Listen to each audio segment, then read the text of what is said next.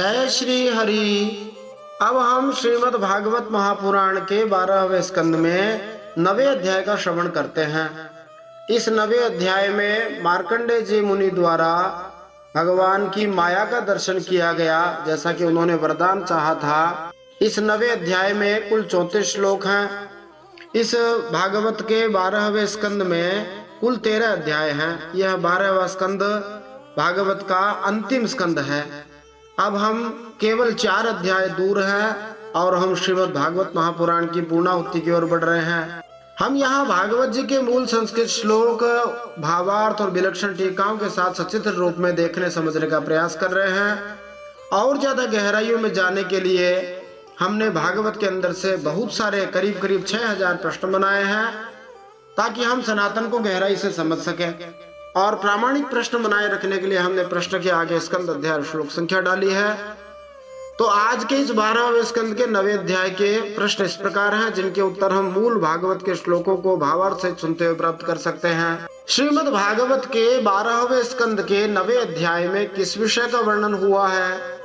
नारायण द्वारा पहले बहुवचन फिर एक वचन का प्रयोग क्यों किया गया? ये भी एक महत्वपूर्ण प्रश्न है, प्रसंग के अनुसार जानेंगे। नारायण द्वारा मार्कंडेय मुनि को वरदान दिया जाना, क्या वरदान दिया गया वो हम जानेंगे। मानव जीवन का सर्वोच्च लाभ क्या है? ये एक बड़ा ही महत्वपूर्ण प्रश्न है। मार्कंडेय मुनि द्वारा श्री भगवान से माया शक्ति का दर्शन करने का अनुरोध क्यों किया गया, ये हम जानेंगे। मार्कंडेय ऋषि को वरदान देते समय श्री भगवान क्यों हंसे, ये हम जानेंगे। मार्कंडेय ऋषि द्वारा श्री भगवान की माया शक्ति का अनुभव किया गया, वो हम जानेंगे। मार्कंडेय ऋषि द्वारा वास्तविक प्रलय काल के बिना भी प्रलय काल का दर्शन हो गया, कैसे हो गया, ये हम जानेंगे। हमारे जीवन में प्रलय क्या है? हमने पिछले 12वें स्कंद के 4थे अध्याय में 4 प्रकार की प्रलयों के बारे में जाना था, तो उससे भी जुड़ा हुआ है हमारे जीवन में प्रलय क्या है। वैश्विक बाढ़ में अकेले विचरण करना, इसके बारे में हम जानेंगे। महाप्रलय में अचानक श्री भगवान का दर्शन का तात्पर्य क्या है, ये हम जानेंगे। प्रलय काल में श्री बालकृष्ण बालमुकुंद भगवान की झांकी का दर्शन हुआ था श्री मार्कंडेय मुनि को, उसके बारे में हम जानेंगे। कैसे भगवान दिख रहे थे? भगवान बालकृष्ण अपने ही पैर का अंगूठा क्यों चूसते हैं? ये एक बड़ा ही रोचक और विलक्षण प्रश्न है। ऐसा प्रश्न आपने शायद ही कहीं सुना हो।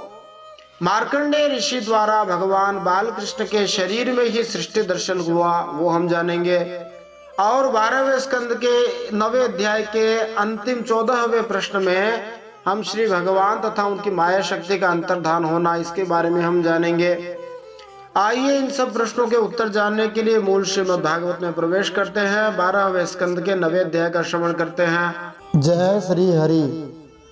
नारायणं नमस्कृत्य नरं चैव नरोत्तमं देवीं सरस्वतीं व्यासं ततो जयमुदीरयेत्। भगवान श्री नरनारायण को प्रणाम करते हुए श्री गणेश जी महाराज, माता सरस्वती, वेदव्यास भगवान को प्रणाम करते हुए हृदयाराध्य सर्वांतर्यामी सबके हृदयों में विराजमान अनंत कोटि ब्रह्मांड नायक परात्पर ब्रह्म पुरुषोत्तम जगदाधार जगन्नियंता जगदीश्वर जगदगुरु जगन्नाथ भगवान श्री हरि के पावन चरणों में प्रणाम करते हुए, भगवत स्वरूप श्रीमद् भागवत को प्रणाम करते हुए, श्री सुखदेव जी और परीक्षित महाराज को प्रणाम करते हुए, श्री सूत जी सौनकादि ऋषियों को प्रणाम करते हुए, समस्त व्यास पीठों को नमस्कार करते हुए, अनंत कोटि सब संत महात्माओं को प्रणाम करते हुए, भक्तवांछा कल्पतरु अपार करुणा सिंधु भगवान श्री हरि के पवित्र चरणों में प्रणाम करते हुए, मैं सुनील हरि आप सबका श्रीमद् भागवत महापुराण के संस्कृत श्लोकों का हिंदी भावार्थ रोचक प्रश्नों से सुनने के लिए स्वागत करता हूँ। श्रीमद् भागवत महापुराणम 12 स्कंधः अथ 9मोऽध्यायः। सूत उवाच संस्तुतो भगवान् इत्थं मार्कण्डेयेन धीमता नारायणो नरसखः प्रीत आह भृगुद्वहम्। श्री सूत जी कहते हैं, जब ज्ञान संपन्न मार्कंडेय ऋषि ने इस प्रकार भगवान नर नारायण की स्तुति करी। तब भगवान नर नारायण ने प्रसन्न होकर मार्कंडेय जी से इस प्रकार कहा। श्री भगवान उवाच भो भो ब्रह्मर्षि वर्यासि सिद्ध आत्म समाधिना मयि भक्त्या न पायिन्या तपः स्वाध्याय संयमैः। भगवान श्री नारायण ने कहा, हे सम्माननीय ब्रह्मर्षि शिरोमणि, तुम चित्त की एकाग्रता, तपस्या, स्वाध्याय, संयम और मेरी अनन्य भक्ति से सिद्ध हो गए हो। वयं ते परितुष्टाः स्म त्वद्बृहद् व्रतचर्यया वरं प्रतीच्छ भद्रं ते वरदेशादभीप्सितम्। नारायण भगवान ने कहा, तुम्हारे इस आजीवन ब्रह्मचर्य व्रत की निष्ठा देखकर हम तुम पर बहुत ही प्रसन्न हुए हैं। तुम्हारा कल्याण हो। मैं समस्त वर देने वालों का स्वामी हूँ, इसलिए तुम अपना अभीष्ट वरदान मुझसे मांग लो। श्री विश्वनाथ चक्रवर्ती ठाकुर बतलाते हैं कि श्री भगवान ने इस श्लोक के प्रारंभ में बहुवचन हम संतुष्ट हैं का प्रयोग किया है, क्योंकि वे नारायण भगवान अपना उल्लेख शिव जी और उमा के साथ साथ कर रहे थे, जिनकी स्तुति बाद में मार्कंडेय ऋषि द्वारा की जाएगी। फिर श्री भगवान ने एक वचन में कहा, मैं ही वरदान देने वालों में अग्रणी हूँ, क्योंकि अंततः एकमात्र भगवान नारायण ही जीवन की सर्वोच्च सिद्धि हैं और वे ही सर्वोच्च सिद्धि दे सकते हैं, जो हमें शाश्वत भगवत धाम प्रदान करना है। तब मार्कंडेय मुनि ने कहा, ऋषिरुवाच जितं ते देव देवेश प्रपन्नार्तिहराच्युत वरेण एतावतालं नो यद्भवान् समदृश्यत। मार्कंडेय मुनि ने कहा, हे देव देवेश, हे शरण में आए हुए के भयों को हरने वाले अच्युत भगवान, आपकी जय हो, जय हो। हमारे लिए बस इतना ही वर पर्याप्त है कि आपने कृपा करके अपने मनोहर स्वरूप का हमें दर्शन कराया। गृहीत्वा जादयो यस्य श्रीमत्पादाब्ज दर्शनम मनसा योग पक्वेन स भवान मेक्ष गोचरः। ब्रह्मा जी, शिव जी आदि देवता लोग योग साधना के द्वारा एकाग्र हुए मन से आपके परम सुंदर श्री चरणों का दर्शन प्राप्त करके कृतार्थ हो गए हैं। आज उन्हीं आप नारायण ने मेरे नेत्रों के सामने प्रकट होकर मुझे धन्य बनाया है। विचित्र वरदान मांगते हैं। अथाप्यंबुज पत्राक्ष पुण्य श्लोक शिखामणे द्रक्षे मायां यया लोकः सपालो वेद सद्भिदाम।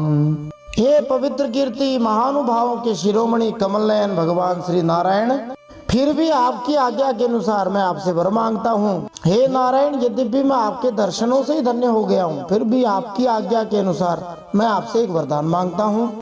क्या वरदान मांगते हो? मैं आपकी वह माया देखना चाहता हूँ। कौन सी माया? जिससे मोहित होकर सभी लोक और लोकपाल अद्वितीय वस्तु ब्रह्म में अनेकों प्रकार के भेद और विभेद देखने लगते हैं। मार्कंडेय मुनि वास्तव में ये देखने के लिए उत्सुक हैं कि वह कौन सी विधि है जिससे श्री भगवान की मोहिनी शक्ति माया जीवों को मोह में डाल देती है। सूत उवाच इति डितोर्चितः काम ऋषिणा भगवान मुने तथेति स्मयन् प्रागाद बदर्याश्रममीश्वरः। सूत जी कहते, शौनक जी, जब इस प्रकार मार्कंडेय मुनि ने भगवान नारायण की इच्छा के अनुसार उनकी स्तुति पूजा कर ली, वरदान मांग लिया, तब भगवान नारायण ने कहा, यद्यपि माया कोई देखने लायक चीज तो नहीं होती, फिर भी तुम मेरी माया देख लेना, तथास्तु। और ऐसा कह करके भगवान नारायण अपने आश्रम बद्रीवन को चले गए। इस श्लोक में भगवान और ईश्वर दोनों परमेश्वर नर नारायण इन मुनि अवतारों के सूचक हैं। श्री विश्वनाथ चक्रवर्ती ठाकुर के अनुसार श्री भगवान इसलिए खेद पूर्वक हंसे क्योंकि वे चाहते हैं कि उनके भक्त उनकी माया शक्ति से दूर रहें। श्री भगवान की माया शक्ति देखने की उत्सुकता से कभी कभी पापमय भौतिक इच्छा उत्पन्न हो सकती है। फिर भी अपने भक्त मार्कंडेय मुनि को प्रसन्न करने के लिए श्री भगवान ने उनकी प्रार्थना स्वीकार कर ली। जैसे कोई पिता जो अपने पुत्र को किसी हानिप्रद इच्छा को छोड़ने के लिए आश्वस्त नहीं कर पाता तो वह उसे थोड़ा कष्ट भोगने देता है, जिससे वह अपनी इच्छा से उससे विरत हो जाए। इस तरह यह जानते हुए कि मार्कंडेय मुनि पर जल्द ही क्या बीतने वाली है, भगवान अपनी माया शक्ति दिखाने की तैयारी करते हुए हंसे। तमेव चिन्तयन्नर्थ ऋषिः स्वाश्रमेव सः वसन्नग्न्यर्क सोमाम्बु भूवायु वियदात्मसु ध्यायन् सर्वत्र च हरिं भावद्रव्यैरपूजयत् क्वचित् पूजां विसस्मार प्रेम प्रसर संप्लुतः। मार्कंडेय मुनि अपने आश्रम पर ही रहकर निरंतर इस बात का चिंतन करते रहते कि मुझे माया के दर्शन कब होंगे। वे मार्कंडेय मुनि अग्नि, सूर्य, चंद्रमा, जल, पृथ्वी, वायु, आकाश एवं अपने अंतःकरण में और तो क्या सर्वत्र भगवान श्री हरि का ही दर्शन करते हुए मानसिक वस्तुओं से उन भगवान का पूजन करते रहते। कभी कभी तो मार्कंडेय जी के हृदय में प्रेम की ऐसी बाढ़ आ जाती कि वे उसके प्रवाह में डूबने उतराने लगते। उन्हें इस बात की याद भी न रहती कि कब कहाँ किस प्रकार श्री भगवान की पूजा करनी चाहिए। इन श्लोकों से आभास मिलता है कि मार्कंडेय मुनि भगवान श्री कृष्ण अथवा कहो श्री हरि के बहुत बड़े भक्त थे। इसलिए वे श्री भगवान की माया शक्ति का दर्शन यह जानने के लिए करना चाहते थे कि श्री भगवान की शक्ति काम किस तरह करती है, न कि किसी भौतिक आकांक्षा की पूर्ति के लिए वे भगवान की माया का दर्शन करना चाह रहे थे।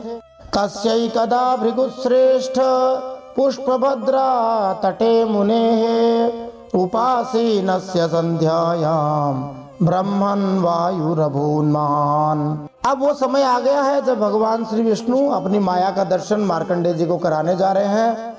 हम भी देखते हैं माया किस प्रकार से दर्शन देती है मार्कंडेय जी को। एक दिन की बात है, शाम के समय की बात है, पुष्पभद्रा नदी के तट पर मार्कंडेय मुनि भगवान की उपासना में तन्मय हो रहे थे। उसी समय अचानक बड़े जोर की आंधी चलने लगी। आगे का वर्णन सूत जी उपजाति छंद में बताते हैं। प्रलय का वर्णन कर रहे हैं, किस प्रकार प्रलय का दर्शन होगा, माया का दर्शन होगा। तम चंड शब्दम समुदीरयन्तं बलाहकान् वभवन् करालाः अक्षस्थविष्ठा मुमुचुस्तडिद्भिः स्वनन्तौ चैरभिवर्षधाराः। जब जोरों की आंधी आने लगी तब बड़ी भयंकर आवाज होने लगी, चंड शब्द होने लगा, बड़े विकराल बादल आकाश में मंडराने लगे। समझो कि पूरा आकाश काला हो गया, ऐसे कराल बादल आए। बिजली चमक चमक कर कड़कने लगी, जोर जोर से कड़ड़ कड़ड़ ऐसी आवाजें आने लगी और रथ के धुरे के समान जल की मोटी मोटी धाराएं पृथ्वी पर गिरने लगी, जिसको मूसलधार से भी ज्यादा मोटी वर्षा कह सकते हैं। रथ का जो धुरा होता है वो बहुत मोटा होता है, समझो कि 2-3 इंच जितनी जितनी एक एक बूंद गिरने लगी। ततो व्यदृश्यन्त चतुः समुद्रा समन्ततः क्ष्मातलमाग्रसन्तः समीरवेगोर्मिभिरुग्रनक्र महाभयावर्तगभीरघोषा। मोटी धाराएं ही नहीं, मार्कंडेय मुनि को ऐसा लगा कि चारों ओर से समुद्र, एक समुद्र नहीं, समझो कि चारों समुद्र पूरी पृथ्वी को निगलते हुए उमड़े आ रहे हैं। आंधी के वेग से समुद्र में बड़ी बड़ी लहरें उठ रही हैं, बड़े भयंकर भंवर पड़ते जा रहे हैं और भयंकर ध्वनि कान फाड़े डालती है। इधर आंधी, उधर वर्षा और साथ में समुद्र की लहरों की ध्वनि, और जगह जगह बड़े बड़े मगरमच्छ उछल रहे हैं। अब वंशज छंद में सूत जी बताते हैं, अंतर्बहिश्चाद्भिरतिद्युभिः खरैः शतर्हृदाभिः रूपतापितं जगत् चतुर्विधं वीक्ष्य सहात्मना मुनिर्जलाप्लुतां क्ष्मां विमनः समत्रसत्। उस समय बाहर भीतर चारों ओर पानी ही पानी दिखता था, वाटर वाटर एवरीवेयर, वो स्थिति हो गई थी। ऐसा लगता था कि उस जलराशि में पृथ्वी ही नहीं स्वर्गलोक भी डूब जा रहा है। ऊपर से बड़े वेग से आंधी चल रही है, बिजली चमक रही है।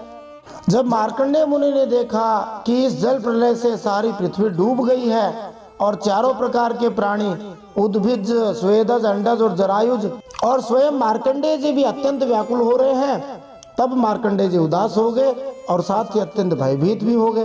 ततरदाभि मणि, बिजली की चमक, तस्यैव मुद्वीक्षत ऊर्मि भीषणः प्रभंजना घूर्णित वार्महार्णवः आपूर्यमाणो वर्षद्भिरम्बुदैः क्ष्मामप्यधात् द्वीपवर्षाद्रिभिः समम्। मार्कंडेय ऋषि के सामने ही प्रलय समुद्र में भयंकर लहरें उठ रही थी। आंधी के वेग से खूब पानी उछल रहा था। प्रलय काल के बादल बरस बरस कर समुद्र को और भी भरते जा रहे थे। समुद्र में वैसे ही खूब पानी होता है और प्रलय काल के बादल और भी भरते जाए। अब मार्कंडेय जी ने देखा कि समुद्र ने द्वीप, वर्ष और पर्वतों के साथ सारी पृथ्वी को डुबो दिया है। सक्ष्मांतरिक्षम सदिवं सभागणं त्रैलोक्यमासीत् सह दिग्भिराप्लुतं स एक एवोर्वरितो महामुनिर् बभ्राम विक्षेप्य जटा जडान्धवत्। पृथ्वी, अंतरिक्ष, स्वर्ग, ज्योतिर्मंडल मानी ग्रह, नक्षत्र और तारों का समूह है और दिशाओं के साथ तीनों लोग जल में डूब गए हैं। बस उस समय एकमात्र महामुनि मार्कंडेय ही बच रहे थे। उस समय मार्कंडेय जी पागल और अंधे के समान अपनी जटाएं फैलाकर यहाँ से वहाँ, वहाँ से यहाँ भाग भाग कर अपने प्राण बचाने की चेष्टा कर रहे थे। क्षुत्रिट परितो मकरैस्तिमिंगिलैर उपद्रुतो वीचिनभस्वताहतः तमस्य पारे पतितो भ्रमन्दिशो न वेदखं गां च परिश्रमेशितः। मार्कंडेय जी भूख प्यास से व्याकुल हो रहे थे। किसी और बड़े बड़े मगरमच्छ तो किसी और बड़े बड़े तिमिंगल मच्छ उन पर टूट पड़ते। तिमिंगिल एक प्रकार से व्हेल जैसी बहुत बड़ी आकार की मछली होती है जो छोटे मोटे मछलियों को, मगरमच्छ को भी निगल जाए। यहाँ तक कि व्हेल जैसी मछलियों को भी निगल जाती है, इतनी बड़ी मछली होती है तिमिंगिल। ये सब समुद्र में आए और उनके ऊपर टूट पड़े। किसी ओर से हवा का झोंका आता तेज तो गिर पड़ते और दूसरी ओर से लहरों के थपेड़े आते फिर घायल कर देते।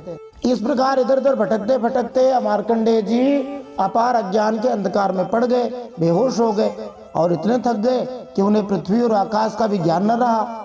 यही भगवान की माया है। जो मार्कंडेय जी भूख प्यास की परवाह न करते थे, उन्हें भयंकर भूख प्यास लगने लगी। जो मार्कंडेय जी मरने से डरने वाले नहीं थे, वो मरने से डरने लग गए। समझ लो माया के फेरे में आ गए। क्वचित गतो महावर्ते तरलैस्ताडितः क्वचित यादोभिर्भक्ष्यते क्वापि स्वयमन्योन्यघातिभिः। मार्कंडेय जी कभी बड़े भारी भंवरजाल में पड़ जाते, कभी तरल तरंगों की चोट से चंचल हो उठते, कभी प्रबल लहरों के थपेड़े खाते, जब कभी जल जंतु आपस में एक दूसरे पर आक्रमण करते तब ये अचानक ही उनके शिकार बन जाते। यादों भी का मतलब जलीय दैत्य द्वारा। क्वचित शोकम क्वचिन मोहम क्वचित दुखम सुखम भयम क्वचित मृत्युमवाप्नोति व्याध्यादिभिरुतार्दितः। मार्कंडेय जी कहीं शोकग्रस्त हो जाते, कहीं मोहग्रस्त हो जाते, कभी दुखी दुख के निमित्त आते तो कभी तनिक सुख भी मिल जाता, कभी भयभीत होते, कभी मरते, कभी तरह तरह के रोग उन्हें सताने लगते। जो आत्मा शरीर से त्रिकाल में असंग है उसे सुख दुख की अनुभूति नहीं होती, परंतु आत्मा शरीर से संबद्ध होने से कभी दुखी अनुभव करती है, कभी सुखी अनुभव करती है, कभी शोक होता है, कभी मोह होता है, कभी डरता है, कभी मरता है, कभी जन्मता है। यही माया है। आयुतायुत वर्षाणाम सहस्राणि शतानि च व्यतीयुर्भ्रमतस्तस्मिन् विष्णु मायावृतात्मनः। इस प्रकार मार्कंडेय मुनि भगवान श्री विष्णु की माया शक्ति के चक्कर में मोहित हो रहे थे। उस प्रलय काल के समुद्र में भटकते भटकते मार्कंडेय जी को सैकड़ों हजारों ही नहीं लाखों करोड़ों वर्ष बीत गए। हम जितनी भी जीवात्माएं हैं वे भी भगवान के धाम में न पहुंचकर भगवान से दूर होकर माया के फेर में पड़े हैं और अनंत जन्म करोड़ों वर्ष हमें बीत चुके हैं और हम कभी सुख पाते, कभी दुख पाते हैं, कभी थोड़ा कुछ मिल जाता है, कभी चला जाता है, कभी जन्म जाते हैं, कभी मर जाते हैं। ऐसे हम भी भगवान श्री विष्णु की माया में मोहित हो रहे हैं। परंतु उपाय है, सकदाचिद भ्रमस्तस्मिन् पृथिव्याः ककुदी द्विजः न्यग्रोधपोतं ददृशे फल पल्लव शोभितम। भक्ति की हुई थी वो कभी बेकार नहीं जाती। मार्कंडेय मुनि इसी प्रकार के प्रलय के जल में बहुत समय तक भटकते रहे। एक बार उन्होंने पृथ्वी के एक टीले पर, माने एक ऊंचा सा स्थान था, उसमें एक छोटा सा बरगद का पेड़ देखा। उस बरगद के पेड़ पर हरे हरे पत्ते और लाल लाल फल शोभायमान हो रहे थे। प्रागुत्तरस्याम शाखायाम तस्यापि ददृशे शिशुम शयानम पर्णपुटके ग्रसंतम प्रभयातमः।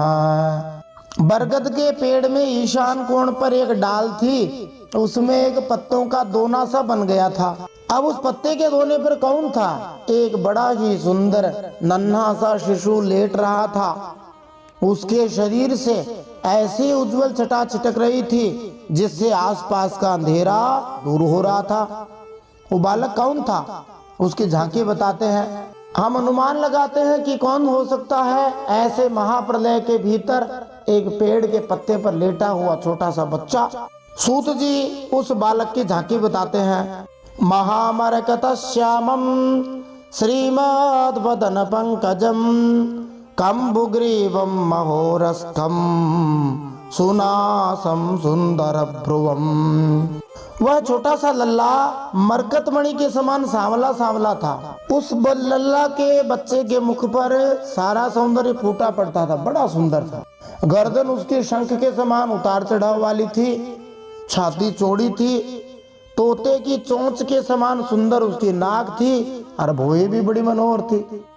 श्वासै जदल का भातम कंबुश्री कर्णदाडिमम विद्रुमाधर भासे स छोड़ायित सुधास्मितम।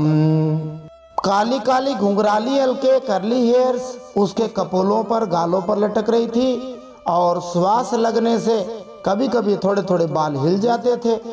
शंख के समान घुमावदार उसके कान थे और उन कानों में अनार के लाल लाल फूल शोभायमान हो रहे थे, या अनार के फूलों जैसे सुंदर सुंदर लाल कान थे।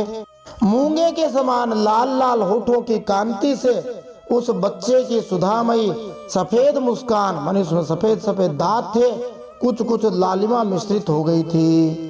पद्म गर्भारुणापांगम हृदयहासावलोकनम श्वासै जदवलि संवेग्न निम्न नाभिदलोदरम।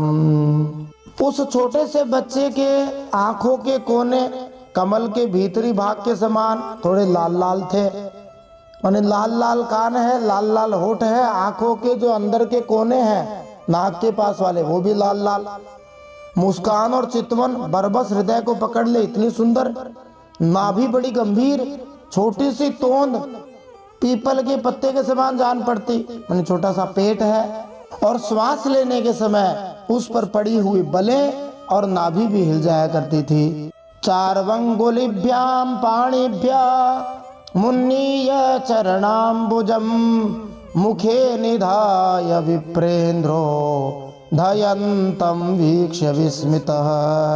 छोटे छोटे हाथों में बड़ी सुंदर सुंदर अंगुलियां थी। वह शिशु अपने दोनों हाथों से अपने एक पैर के अंगूठे को मुंह में डालकर चूस रहा था, दोनों कर कमलों से एक चरण कमल को मुंह में डालकर चूस रहा था। अब हम अनुमान लगा सकते हैं कि यह बालक कौन था। गोविंद दामोदर माधव नामक स्तोत्र है, उसमें एक श्लोक दिया है, उसमें इस बालक का सटीक चित्रण किया है। करारविंदेन पदारविंदम मुखारविंदे विनिवेशयन्तम वटस्य पत्रस्य पुटे शयानम बालम मुकुंदम मनसा स्मरामि। अपने हाथ से पैर का एक अंगूठा अपने मुख में डाल रहे हैं, बट के पत्ते पर सोए हुए हैं। ऐसे बाल मुकुंद भगवान का मैं ध्यान करता हूँ। ये बाल मुकुंद भगवान की झांकी है, बाल कृष्ण भगवान की झांकी है। अब तो आप समझ ही गए होंगे कि उस दिव्य शिशु के रूप में साक्षात भगवान थे। अब भगवान अपने पैर का अंगूठा मुंह में क्यों डाले हुए हैं? तो भगवान ने सोचा कि ममांग्री राजीव रसम पिबंति किम, बड़े बड़े महात्मा मेरे चरणों का रस क्यों पीते हैं? सही भक्त ये कहते हैं, हम आपके चरणों में रहना चाहते हैं, आपके चरणों का मकरंद रस पीना चाहते हैं। मेरे चरण में जरूर कुछ न कुछ स्वाद होगा, इसलिए चलो मैं भी थोड़ा सा स्वाद चख लेता हूँ, अपने अमृत का अनुभव क्यों न करूं। ऐसा सोचकर भगवान बाल कृष्ण अपना पांव पीकर देखने लगे। स्वपादाम भुज पान कौतुकी, अपने चरण को अंगूठे को मुंह में लेकर चूसने लगे। प्राय छोटे बच्चे चूसा ही करते हैं अंगूठा, ऐसे ही भगवान कर रहे हैं, माया से मोहित कर रहे हैं। मार्कंडेय मुनि यह दिव्य दृश्य देखकर अत्यंत विस्मित हो गए, समझ में नहीं आया। वंशज छंद में सूत जी बताते हैं आगे क्या हुआ। तद्दर्शनाद वीत परिश्रमो मुदा प्रोत्फुल्लरित पद्म विलोचनाम्बुज प्ररिष्ट रोमाद्भुत भाव शंकितः प्रष्टुम पुरस्तम प्रससार बालकम। उस दिव्य शिशु को देखते ही मार्कंडेय मुनि की सारी थकावट जाती रही। आनंद से उनके हृदय कमल और नेत्र कमल खिल गए, माने हृदय भी प्रसन्न हो गया, आंखें भी प्रसन्न हो गई, शरीर पुलकित हो गया। उस नन्हे से शिशु के इस अद्भुत भाव को देखकर मार्कंडेय जी के मन में तरह तरह की शंकाएं होने लगी। ये बालक कौन है, कहाँ से आया है, ये सब बातें आने लगी। और वे मार्कंडेय जी उस शिशु से ये बातें पूछने के लिए उसके सामने सरक गए। कुछ पूछना चाह रहे थे, तभी क्या हुआ। तावत् शिशोर्वै श्वसितेन भार्गवः सोऽन्तः शरीरं मशको यथा विशत् तत्राप्यदो न्यस्तमचष्टकृत्स्नसो यथा पुरा मुह्यदतीव विस्मितः। अभी मार्कंडेय जी पास पहुंचे भी न थे कि उस शिशु ने श्वास लिया, और श्वास के साथ ही मार्कंडेय जी उसके शरीर के भीतर वैसे ही घुस गए जैसे कोई मच्छर किसी के पेट में चला जाए। उस शिशु के पेट में जाकर मार्कंडेय जी ने सब की सब वही सृष्टि देखी जैसी प्रलय के पहले उन्होंने देखी थी। वे वह सब विचित्र दृश्य देखकर आश्चर्यचकित हो गए और मोहवश कुछ विचार सोच भी नहीं कर सके। जैसे काकभूषुंड जी ने दर्शन किया था वैसे ये मार्कंडेय जी सृष्टि दर्शन कर रहे हैं। खम्रोदसी भगणान अद्रिसागरान द्वीपान सवर्षान ककुभ सुरासुरान वनानि देशान सरितः पुराकरान खेटान व्रजानाश्रम वर्ण वृत्तयः। मार्कंडेय जी भगवान श्री बालकृष्ण के उदर में आकाश, अंतरिक्ष, ज्योतिर्मंडल माने सारे तारे, पर्वत, समुद्र, द्वीप, वर्ष, सभी दिशाएं, वर्ष का मतलब बड़े क्षेत्र, दिशाएं, देवता, दैत्य, वन, देश, नदियां, नगर, खाने, किसानों के गांव, खेटान माने खेती, हर गांव, जिन गांव में खेती की जाती है वो सब भी दिखाई दिए। इनके अलावा अहीरों की बस्तियां, आश्रम, वर्ण और उनके आचार व्यवहार सब कुछ दिखाई दिए। कौन कौन क्या क्या काम करते हैं। महांति भूता न्यथ भौतिकान्यसौ कालम च नाना युग कल्प कल्पनम यत्किंचिदन्यत् व्यवहार कारणम ददर्श विश्वम सदिवावभासितम। इसके अलावा पंच महाभूत, भूतों से बने हुए प्राणियों के शरीर और पदार्थ, अनेक युग और कल्पों के भेद से युक्त काल आदि सब कुछ देखा। केवल इतना ही नहीं, जिन देशों, वस्तुओं और कालों के द्वारा जगत का व्यवहार संपन्न होता है वह सब कुछ भगवान के पेट में विद्यमान था। कहाँ तक कहें, यह संपूर्ण विश्व न होने पर भी भगवान के पेट में सत्य के समान प्रतीत होते देखा, भगवान के शरीर में देखा। फिर सूत जी उपजाति छंद में बताते हैं और क्या देखा। हिमालयं पुष्पवहां च तां नदीं निजाश्रमं तत्र ऋषि न पश्यत् विश्वं विपश्यन् श्वसिताच्छिशोर्वै बहिर्निरस्तो न्यपतल्लयाब्धौ। हिमालय पर्वत देखा, वही पुष्पभद्रा नदी जिसके तट पर मार्कंडेय ऋषि का आश्रम था, और वहां रहने वाले ऋषियों को भी मार्कंडेय जी ने प्रत्यक्ष देखा भगवान के शरीर में। इस प्रकार संपूर्ण विश्व को देखते देखते ही वे उस दिव्य शिशु के श्वास के द्वारा ही बाहर आ गए और फिर प्रलयकालीन समुद्र में गिर पड़े। अब इस माया का वर्णन किया गया है, इसको हम साधारण तरीके से समझ नहीं सकते हैं। जैसे सपना आए और उसमें भी सपना आ जाए, सपने में सपना, फिर सपने में सपना, ऐसे 2-3 रील चल जाए, समझ में नहीं आए कि कौन सा सपना सही है, हम असली में देख रहे हैं कि नकली में देख रहे हैं। ऐसे ही कोई सिनेमा देखता है, फिल्म देखता है, उसमें फिल्म देखता है तो कहीं पर्दे में आग लगी हुई दिखाई देती है, सिनेमा के अंदर कहीं पानी आ रहा है परंतु पर्दा गीला नहीं होता है और पर्दे में आग भी नहीं लगती है। ना टीवी में देखते तो उसमें आग लगती है, ना मोबाइल में आग लगती है, परंतु आग वहाँ है भी और नहीं भी है। तो जो न होते हुए भी दिखाई दे रही है वही माया है। तस्मिन् पृथिव्याः ककुदी प्ररूढ़ं वटं च तत्पर्णपुटे शयानं तोकं च तत् प्रेम सुधा स्मितेन निरीक्षितोपांग निरीक्षणेन।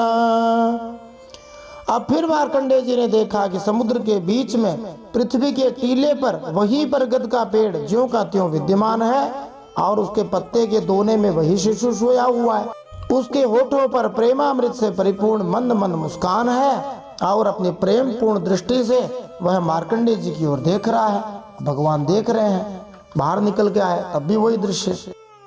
अथ तं बालकं वीक्ष्य नेत्राभ्यां धिष्ठितं हृदि अभ्ययादति संक्लिष्टः परिष्वक्तुम् अधोक्षजम्। अब मार्कंडेय मुनि इंद्रियों से अतीत भगवान को जो शिशु के रूप में क्रीड़ा कर रहे थे, नेत्रों के मार्ग से पहले ही हृदय में विराजमान हो चुके थे, अब भगवान को आलिंगन करने के लिए बड़े श्रम और कठिनाई से आगे बढ़े कि भगवान को गले लगा लूं। तावत्स भगवान साक्षात् योगाधीशो गुहाशयः अंतर्दधर्षे सद्यो यथेहानिश निर्मिता। लेकिन शौनक जी, भगवान केवल योगियों के ही नहीं, स्वयं योग के भी स्वामी और सबके हृदय में छिपे रहने वाले हैं। अभी मार्कंडेय मुनि उनके पास पहुंच भी न पाए कि वे भगवान तुरंत अंतर्धान हो गए। ठीक वैसे ही जैसे अभागे और असमर्थ मनुष्यों के परिश्रम का पता नहीं चलता कि वह फल दिए बिना ही क्या हो गया। जिनके भाग्य खराब होते हैं वे परिश्रम खूब करें परंतु फल मिलता ही नहीं है। जैसे कोई सिनेमा में देख करके समझे कि इसमें कोई व्यक्ति है, उसको गले लगाने की कोशिश करे, वो वहाँ है ही नहीं। जैसे कोई छाया को पकड़ना चाहे, जैसे कोई शीशे में देखकर पकड़ना चाहे, ऐसे ही भगवान को पकड़ना संभव नहीं, भगवान अंतर्धान हो गए। अब अंतिम श्लोक सूत जी कहते हैं, तमन्वथ वटो ब्रह्मन् सलिलं लोक संप्लवः तिरोधायि क्षणादस्य स्वाश्रमे पूर्ववत् स्थितः। उस शिशु के अंतर्धान होते ही वह बरगद का पेड़, प्रलयकालीन दृश्य, जल भी तत्काल लीन हो गया और मार्कंडेय मुनि ने देखा कि मैं तो पहले की तरह ही अपने आश्रम में बैठा हुआ हूँ। जैसे कोई नींद से जागकर देखता हो, नींद में सपने में क्या क्या देख लिया, जागे तो वही स्थिति मार्कंडेय जी की हुई। बोलिए बाल कृष्ण भगवान की जय, मार्कंडेय ऋषि की जय, श्रीमद् भागवत महापुराण की जय, परम सत्य श्री हरि की जय। इति श्रीमद् भागवते महापुराणे पारमहंस्यां संहितायां द्वादश स्कंधे माया दर्शनम नाम नवमोऽध्यायः। श्रीमन्नारायणार्पणमस्तु। इस प्रकार श्रीमद् भागवत महापुराण परमहंसों की संहिता 12वें स्कंद में मार्कंडेय मुनि को भगवान श्री विष्णु की माया शक्ति का दर्शन नामक 9वां अध्याय भगवान श्री नारायण के ही चरणों में समर्पित हो। श्री नारायण की माया दर्शन श्री नारायण के चरणों में समर्पित हो। अब श्रीमद् भागवत के अंतिम 12वें स्कंद के अगले अर्थात 10वें अध्याय में हम मार्कंडेय जी को भगवान शंकर का वरदान दिया गया उसके बारे में जानेंगे। दूसरे शब्दों में शिव जी तथा पार्वती जी द्वारा मार्कंडेय मुनि का गुणगान किया गया वो हम जानेंगे। जय श्री हरि श्रीमन नारायणार्पणमस्तु।